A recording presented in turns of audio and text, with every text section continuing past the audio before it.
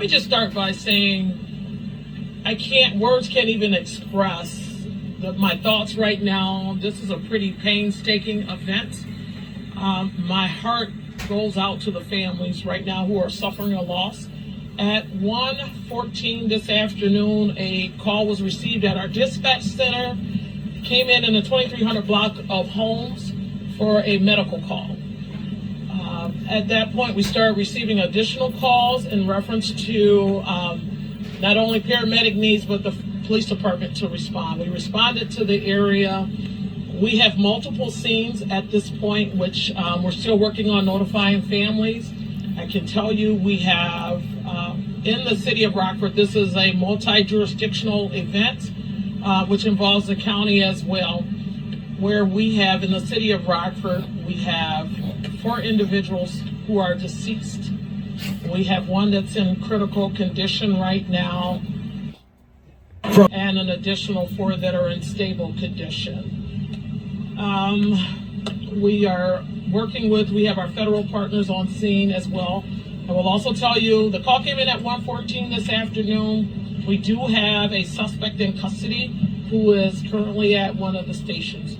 So in regards to, and I should have said this earlier, media briefing, I'm not going to take questions. I'm just going to give you what we have.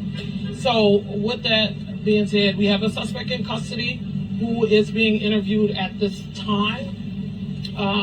We don't believe there's any other suspects that are on the run or at large at this particular time, okay? So I'm going to let the Sheriff's Department, Sheriff Caruana will cover what took place in the county. Good afternoon. Thank you for coming and showing interest. I want to thank, again, the Rockford Police, us working together along with all the federal agencies that are out here to help us work on this situation. Terrible situation. Like the chief said, it started this afternoon, a little bit after 1, and it was in custody about 1:35 in the afternoon. We are dealing with a city-county situation. Our county, we're in and out of the city-county here. We're dealing with an address in Florence and Eggleston, and basically there was a home invasion on Florence. The young lady ran from him. She got some stab wounds in her hands and her face. She's currently at a hospital, and she is intubated. She is in serious condition. One of the Good Samaritans stopped to help her out. He did get some stab wounds. He's fine. He is being checked out. And again, we're all working together on this situation to piece it together. He's in custody. One of the deputies were able to take him into custody during that situation, and we're dealing with that situation right now. Do you have any idea on I'm going to turn it over to Will Peterson from the Fire Department. Good afternoon. My name is District Chief Will Peterson with the Rockford Fire Department.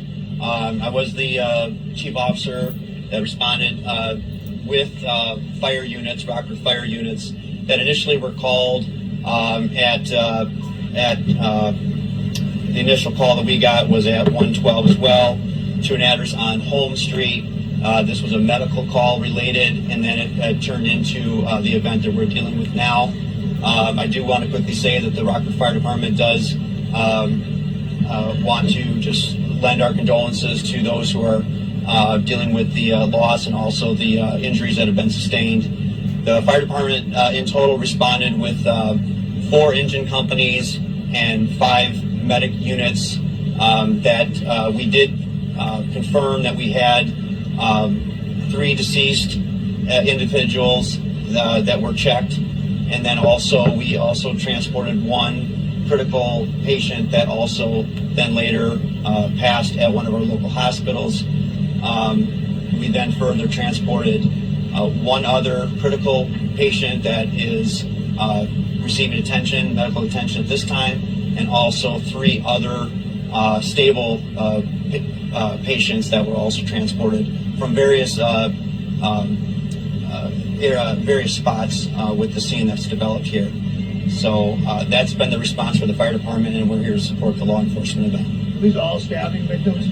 Turn it over to. Yeah, thank you. As a former Rockford alderman of the 14th Ward, which we're standing in, my heart goes out to the residents of this area. It's near and dear to my heart as past alderman, and now as county chairman. This sense of act of violence and the loss of life in our county has got to stop. We are more than grateful for all the different agencies involved in this area and protecting our community. But again, my condolences to the victims, their families. Our prayers go out to them. We're doing everything we can to keep everyone safe in our community. But this kind of act of violence is not going to continue to be tolerated. And I want to please let everyone know that the great work that everyone in these agencies, the Rockford Fire, Rockford Police, the Sheriff's Department, all these agencies come together and collaborate to really keep us safe. So again, condolences, and I'll pass it on now. Thank you, Chairman. Name's Tom McNamara. I'm Mayor of the City of Rockford. First and foremost, I think like most Rockfordians, just totally shaken by this act of violence and the impact that it's having now on multiple families' lives.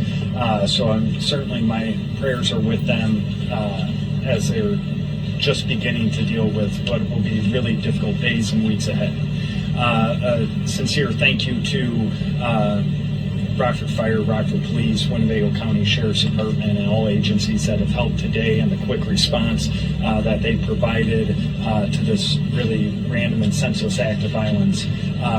With that being said, we know we just are reeling as a community off another senseless act of violence come on Sunday evening over at Walmart. So our communities are, I will say in true Rockford fashion, other community partners are stepping up and want to help the families that have been most impacted by this violence and this loss of life. To that end, I want to say a thank you to Rockford Public Schools and to Rosecrans. Rockford Public Schools has agreed to graciously open up Flynn Middle School tomorrow starting at 9 a.m. The full hours will be posted on all of our social media sites, but they'll start at 9 a.m. And Rosecrans has offered to provide their expert counselors to be on site to help those individuals and families that have been impacted by this just tremendous loss. Let me finish up by stating there was a quick question I neglected to inform you. So all of our victims are not stab victims, nor do we have any gunshot victims. So I will add that. For our residents that live in this area, please check your home security cameras, ring doorbells. If you have footage, please reach out to us, as we will remain in this area for quite some time as we're processing things and just working to understand what's taking place. Right now, we don't have a clear motive in regards to what caused this individual to commit such heinous crimes. Okay? Thank you all for coming.